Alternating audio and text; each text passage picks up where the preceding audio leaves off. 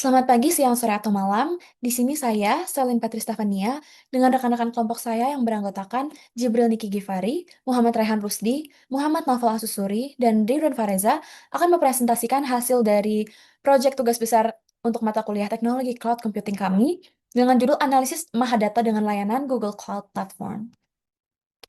Pada proyek kali ini, untuk visualisasi akan digunakan Google Looker Studio, kemudian untuk transformasi dan analisis akan kami gunakan BigQuery, sedangkan kita juga akan menggunakan Vertex AI untuk menganalisis.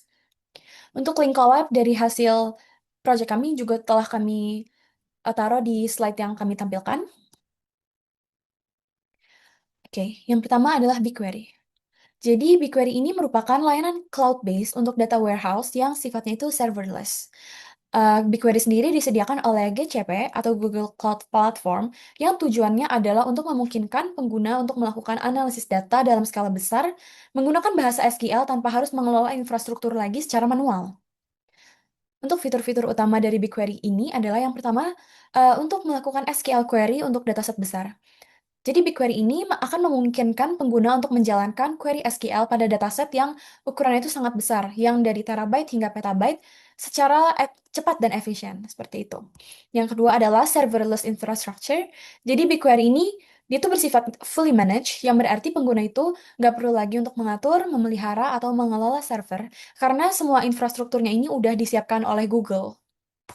Kemudian untuk integrasi dengan layanan Google, jadi BigQuery ini dapat terintegrasi secara langsung dengan berbagai layanan dalam ekosistem Google seperti Google Drive, Google Sheets, dan Google Cloud Storage. Selain itu, BigQuery juga mendukung real-time streaming, jadi dia dapat menerima data secara langsung, secara real-time, yang ini tuh sangat berguna untuk keperluan analisis secara cepat, seperti sistem pelaporan live atau sistem fraud detection, gitu. Untuk use case dari BigQuery sendiri, di sini kami mengambil beberapa, yaitu yang pertama ini adalah untuk analisis data skala besar seperti transaksi bisnis, log server, atau histori pengguna. Kemudian yang kedua adalah penggunaan machine learning langsung dari SQL query menggunakan BigQuery ML atau machine learning. Dan yang ketiga adalah untuk integrasi dengan tool business intelligence atau BI seperti Google Data Studio, Looker, atau Tableau. Namun sebelum menggunakan BigQuery di Colab, pengguna ini juga perlu untuk memastikan bahwa API BigQuery mereka sudah aktif di GCP Console, dan kemudian untuk menganalisasi proyek baru di GCP, dan setelah itu mendapatkan dan mengunggah file credential key yang biasanya itu formatnya itu dalam bentuk JSON, kemudian menetapkan role pengguna ke BigQuery admin supaya punya akses penuh, jadi bukan hanya sebagai BigQuery user saja, seperti itu. Kemudian untuk hands-on inisialisasi BigQuery, jadi tahapan awal dalam menggunakan BigQuery di Google Colab ini melibatkan beberapa langkah teknis. Yang pertama adalah instalasi library, maaf. Jadi library yang kami gunakan adalah Google Cloud BigQuery dan juga library pendukung seperti Pandas, OS, IO, dan Google Auth. Kemudian kami akan melakukan autentikasi credential GCP dengan mengunggah file JSON credential project, dan kemudian autentikasi dilakukan dengan auth authenticate user supaya collab ini tuh bisa mengakses resource di GCP. Kemudian yang ketiga adalah inisialisasi project dan BigQuery client. Jadi nama proyek akan di-set, misalkan di sini TCC Practice. Kemudian klien BigQuery yang udah terautentikasi dan menampilkan daftar dataset dalam proyek yang awalnya itu kosong kalau misalkan belum ada data, seperti itu. Kemudian, pengguna juga akan mengupload file dataset dari lokal ke Colab menggunakan Files Upload untuk memilih file lokal kayak misalkan CSV yang ingin diunggah. Kemudian kami juga akan melihat daftar file yang udah berhasil diunggah dengan OS list dir, seperti itu. Setelah itu, kami akan melakukan persiapan tabel dan skema dengan menentukan tabel dalam format dan menyiapkan skema dengan mendefinisikan nama kolom dan tipe datanya satu persatu. Setelah itu kami akan membuat objek tabel dari skema dan mendaftarkannya di BigQuery dengan client create table dan akan mengupload dataset tadi ke BigQuery. Jadi kami akan menentukan konfigurasi upload seperti source format, skema, dan write disposition, dan membuka file CSV dan menjalankan jadi function client load tabel from file, dan juga job upload dimonitor dengan result hingga selesai. Yang terakhir adalah kami akan mengecek dan verifikasi nanti setelah data berhasil diupload, akan dijalankan client query untuk menampilkan isi tabel, mengecek struktur, dan memverifikasi data yang telah masuk. Jadi langkah-langkah ini tuh akan dilakukan berulang untuk 4 dataset. Untuk market basket analysis ini terdiri dari departments, orders, dan products. Sedangkan untuk credit card fraud analysis ini ada dataset untuk klasifikasi fraud. Hands-on eksplorisasi BigQuery. Nantinya, setelah dataset berhasil dimasukkan ke BigQuery, akan dilakukan eksplorasi awal dengan query jumlah record. Ini yang pertama. Jadi nanti akan menggunakan SQL untuk menghitung total baris pada tabel orders, products, dan departments. Kemudian melihat sampel data. Jadi nanti kita akan menampilkan 5 baris pertama pada tabel departments menggunakan limit 5. Dan kita juga akan menampilkan statistika deskriptif pada orders dengan menghitung total pesanan, dengan total orders, serta menghitung jumlah pengguna unik dengan unique users dari tabel orders.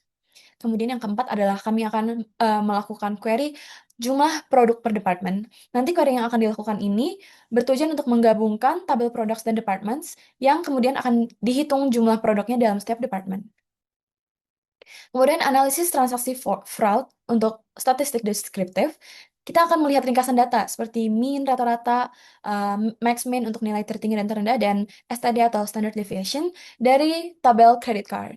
Kami juga akan menganalisis distribusi nilai transaksi berdasarkan kolom is fraud, dan setelah itu kami akan menganalisis berdasarkan jenis transaksi yang ada. Kami akan menghitung dan membandingkan jumlah transaksi fraud dan non-fraud pada tipe transaksi cash out dan transfer.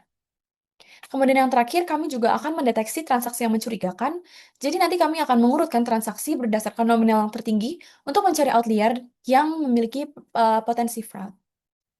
Sekian dari saya, selanjutnya akan dilanjutkan oleh rekan saya. Terima kasih banyak. Selanjutnya kita akan masuk ke BigQuery melalui UI GCP. Nah, di sini terdapat banyak langkah-langkah. Nah, yang pertama itu adalah preparasi dataset yang menggunakan fraud detection on financial transaction. Nah, di sini pertama kita mulai dengan memilih dan mempersiapkan dataset yang relevan untuk analisis. Dataset yang kita gunakan di sini adalah dataset publik yang berisi data transaksi keuangan. Yang kedua adalah menampilkan tampilan awal SQL Workspace untuk BigQuery. Setelah dataset tersedia di BigQuery, kita buka SQL Workspace, yaitu fitur di BigQuery yang memungkinkan kita menjalankan perintah SQL langsung melalui UI-nya. Yang ketiga adalah inisialisasi tabel. Di tahap ini kita mulai dengan inisialisasi tabel, yaitu membuat dan mendefinisikan struktur tabel berdasarkan dataset. Yang keempat adalah menampilkan seluruh data yang mencakup transaksi berlabel fraud dan non-fraud. Kita itu menjalankan query sederhana untuk melihat isi tabel secara keseluruhan, apakah ada yang fraud atau yang non-fraud. Yang kelima adalah query untuk menghitung jumlah transaksi yang telah diklasifikasi. Nah, selanjutnya kita membuat query agregasi untuk menghitung berapa banyak transaksi yang diklasifikasikan sebagai fraud dan non-fraud. Yang keenam adalah mengidentifikasi transaksi dengan nominal terbesar. Di langkah ini kita ingin mengetahui transaksi dengan nilai terbesar, karena transaksi dengan jumlah yang sangat besar bisa menjadi indikasi fraud yang serius. Langkah ketujuh ini adalah pembuatan tabel baru. Nah, langkah pertama pada bagian ini adalah membuat tabel baru yang berisi sampel data terkait transaksi fraud. Tujuannya itu agar kita punya data yang lebih manageable untuk dilatih dan diujinya. Karena nanti ada pembagian data training dan splitting, training, dan testing. Nah, seperti yang di ke-8 ini, membagi data menjadi training dan testing. Selanjutnya yang ke-9 adalah membangun model pertama dengan logistic regression.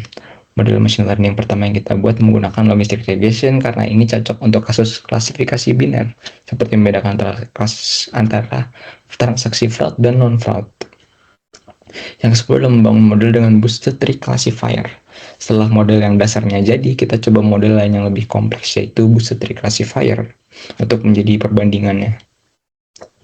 Yang ke-11 adalah menganalisis visualisasi performa model. Di tahap ini kita mulai melihat grafik performa model seperti loss curve yang menunjukkan bagaimana error turun selama pelatihan, dan learning rate untuk melihat seberapa cepat model itu belajar. Yang ke-12 adalah mengidentifikasi evaluation matrix yang bisa kita lihat melalui precision, recall, F1 score, serta terdapat juga threshold analysis dan curve untuk melihat trade-off di antara keduanya. Yang terakhir adalah membandingkan hasil prediksi dengan nilai aktual. Selanjutnya kita masuk ke overview dari Vertex AI. Nah, di halaman dashboard ini kita bisa melihat beranda utama dari Vertex AI, tempat semua proses machine learning dan AI di Google Cloud dimulai. Nah, tampilan ini tuh menyediakan tombol aktivasi untuk API, yang ini untuk memastikan semua layanan yang dibutuhkan itu aktif. Terdapat juga tutorial singkat untuk memandu pengguna buat memahami fitur-fitur Vertex AI, seperti ada generative AI, tuning model, dan juga lain-lainnya. Terdapat juga akses cepat ke fitur utama seperti Vertex AI Studio ini untuk menguji dan juga menyempurnakan model AI seperti model-model AI template Gemini dan juga model-model AI lainnya seperti Ollama. Terdapat juga model Garden, tempat untuk memilih dan mendeploy model dari Google maupun dari model open source. Nah, di sebelah kiri tersedia navigasi ke berbagai tools penting seperti notebooks, workbench, yang digunakan untuk eksperimen. Terdapat juga pipelines untuk otomatisasi ML workflow dan juga prompt management untuk fine-tuning model generatif. Fitur utama yang ada dalam Vertex AI yaitu ada Manage Pipelines yang memungkinkan pengguna untuk mendefinisikan, mengelola, dan menjalankan alur kerja machine learning secara otomatis. Dengan fitur ini, pengguna dapat mengelola dan memantau pipeline pelatihan dan penerapan model secara lebih efisien. Yang kedua ada data labeling yang memungkinkan pengguna untuk memberi label pada dataset mereka secara otomatis atau dengan bantuan tenaga kerja manusia. Eh, Labeling data ini salah satu langkah yang penting dalam proyek machine learning dan Vertex AI menawarkan alat untuk mempermudah proses ini, yaitu data labeling. Yang ketiga ada Auto ML, yaitu dengan Auto ML, Vertex AI ini memungkinkan pengguna yang tidak memiliki latar belakang dalam machine learning untuk membuat model machine learning yang efektif tanpa menulis kode. Pengguna dapat memilih jenis model yang ingin dilatih, seperti model untuk klasifikasi, gambar, teks, atau prediksi, dan Vertex AI akan mengurus proses pelatihan dan penyempurnaan model secara otomatis. Selanjutnya ada model training dan hyperparameter tuning. Nah, si Vertex AI ini menyediakan alat untuk pelatihan model machine learning yang dapat diakses melalui antarmuka grafis atau menggunakan API. Pengguna dapat memilih berbagai jenis mesin untuk pelatihan dan menggunakan fitur seperti hyperparameter tuning untuk mengoptimalkan performa model. Selanjutnya ada model deployment.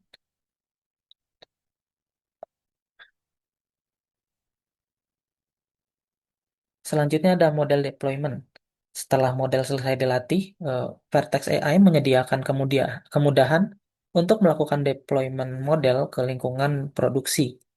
Fitur Manage Endpoints dari Vertex AI memudahkan penerapan model yang dapat diakses secara real-time untuk prediksi.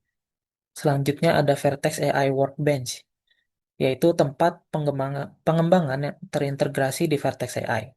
Pengguna dapat mengakses lingkungan pengembangan berbasis Jupyter Notebook yang menyediakan alat untuk eksperimen, pelatihan, dan penyempurnaan model. Workbench memungkinkan integrasi mudah dengan sumber daya cloud dan layanan Google Cloud lainnya. Selanjutnya ada model monitoring. Setelah model diterapkan, Vertex AI memungkinkan pemantauan kinerja model ini di lingkungan produksi. Fitur ini membantu dalam mendeteksi perubahan performa model dan potensi masalah seperti data drift yang dapat mempengaruhi akurasi model. Baik, Assalamualaikum warahmatullahi wabarakatuh. Terima kasih sebelumnya.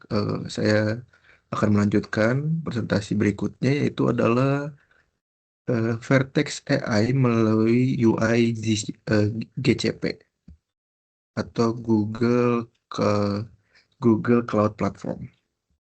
Jadi di slide ini saya akan menjelaskan alur penggunaan Vertex AI melalui antarmuka pengguna Google Cloud Platform atau UI GCP. Ada 13 eh, tahap di sini ya. Pertama itu adalah format data di Vertex AI.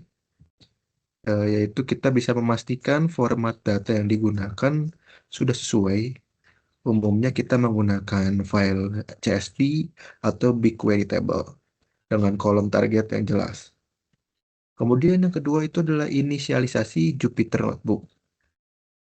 Kita bisa memanfaatkan Jupyter Notebook langsung dari GCP untuk eksplorasi dan juga untuk melakukan prapromosesan data. Ini bisa memberikan fleksibilitas untuk kita melakukan codingan langsung dari cloud. Kemudian itu adalah pemilihan metode training. Kita bisa memilih model training seperti AutoML atau custom training. Di tahap awal biasanya AutoML sudah cukup untuk eksperimen cepat. Yang selanjutnya kelima itu adalah training option dan optimization objective. Kita itu bisa memilih opsi training termasuk algoritma optimasi, misalnya apakah kita maaf, saya kelewat itu pertama, yang keempat itu adalah harusnya melakukan setup model dulu.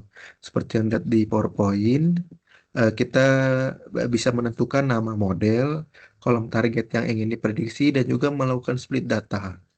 Misalnya nih, kita bisa ingin membagi 80% untuk training dan 20% untuk testing. Nah, baru selanjutnya kita melakukan training option dan optimization objektif, di mana kita bisa memilih opsi training, termasuk algoritma optimasi. Misalnya, apakah kita fokus pada akurasi, log loss, atau metrik lainnya tergantung dari kasusnya. Selanjutnya, yaitu yang keenam adalah training dan pengaturan lanjutan. Kita bisa melakukan proses training. Di sini kita juga bisa mengatur pengaturan lanjutan seperti early stopping, evaluasi cross validation, dan juga lain sebagainya. Di slide selanjutnya, itu yang ketujuh adalah analisis evaluation matrix antara true label dan prediction label. Di mana setelah model selesai dilatih, kita akan melihat matriks evaluasi seperti precision, recall, atau convention matrix, dan membandingkan nilai prediksi dengan true label. Selanjutnya itu adalah menggunakan custom model. Jika AutoML kurang fleksibel, kita bisa beralih ke custom model. Ini cocok untuk kasus kompleks atau model yang sudah kita latih sebelumnya. Yang selanjutnya adalah memilih custom training. Ini untuk advance ya. Kita bisa memilih opsi custom training yang memungkinkan kita membawa kode dan arsitektur model sendiri. Selanjutnya yang ke-10 yaitu adalah custom container untuk membuat custom model. Kita bisa membungkus model dalam Docker container, lalu kita mengupload ke container registry atau artifact registry. Ini bisa memberikan kontrol penuh terhadap dependensi dan versi library yang kita gunakan. Selanjutnya itu adalah setup, compute, dan parsing seperti model pada AutoML. Seperti pada AutoML, kita bisa menentukan spesifikasi compute seperti jumlah CPU, GPU, dan juga zona region. Harga bisa kita sesuaikan dengan resource yang bisa kalau kita gunakan. Selanjutnya yaitu adalah mendefinisikan endpoint untuk deploy model. Setelah model siap, kita dapat mendeploy ke Vertex AI endpoint sehingga bisa diakses melalui REST API untuk inference. Yang terakhir yaitu adalah implementasi kode, yaitu memprediksi custom model ML dengan Vertex AI. Kita bisa menulis kode untuk melakukan prediksi. Ini bisa menggunakan Python SDK, Google.Cloud.AI Platform, di mana kita bisa memanggil endpoint dengan input data dan menerima hasil prediksi dari model. Sekian dari saya, akan dilanjutkan oleh rekan saya. Terima kasih. Baik, selanjutnya adalah Google Local Studio. Jadi Google Local Studio ini atau basis situs atau web, nah kita dapat melakukan visualisasi data hingga lebih mudah pengguna lebih mudah mengerti situasi yang sedang terjadi pada data mereka. Jadi Google Local Studio itu sebelumnya namanya Google Data Studio. dapat membuat dashboard interaktif yang dimana pengguna dapat berinteraksi langsung dengan dashboard itu sendiri, melakukan filtering, kasih tertentu untuk di highlight dan lain sebagainya. Jadi layanan ini juga gratis dan layanan ini berintegrasi langsung dengan layanan Google lainnya seperti Google BigQuery, Google Sheet, hingga layanan eksternal seperti MySQL, Postgres, dan lainnya.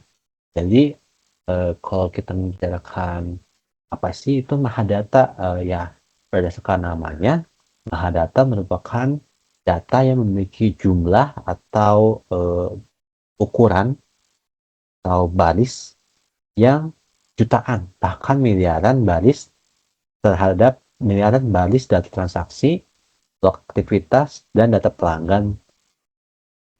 Di sini Log.studio juga menyajikan dengan mengubah angka-angka besar tersebut menjadi bentuk visualisasi yang mudah dipahami sehingga pengguna atau pengguna tersebut dapat mudah mengerti walaupun dia tidak tahu secara spesifik data yang digunakan itu seperti apa. Jadi pengguna hanya akan melihat secara visualisasinya bagaimana kondisi yang sedang terjadi dan apa saja yang perlu diperhatikan berdasarkan visualisasi yang diberikan. Jadi visualisasi yang diberikan ini sangat penting sehingga pengguna atau suatu pekerja bisnis itu dapat melakukan pengambilan keputusan yang baik dalam konteks yang diberikan ini saat itu adalah investigasi kecurangan transaksi.